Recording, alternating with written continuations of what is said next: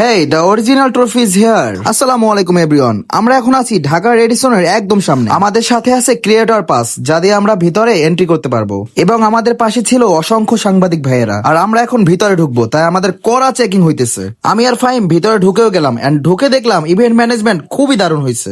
আর এদিকে ছবি তোলার জন্য অনেক সুন্দর সুন্দর স্পেস ছিল। আমরা সবাই এখানে অনেক আড্ডা দিতেছিলাম, গল্প করতেছিলাম। এখানে স্পোর্টস কন্টেন্ট ক্রিয়েটর যারা আছে তাদের ইন্টারভিউ চলছে, তো আমি ভিতরে ঘুরে ঘুরে দেখতেছিলাম যে কি অবস্থা। সবাই দেখলাম যে অনেক এনজয় করতেছে।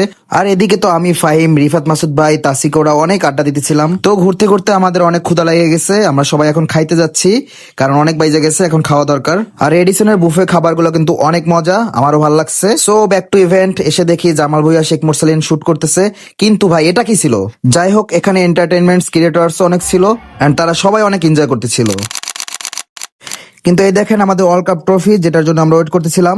আমার দেখা শেষ, এনজয় করাও শেষ, আমি এখন বাড়ি চলে যাই। Bye bye.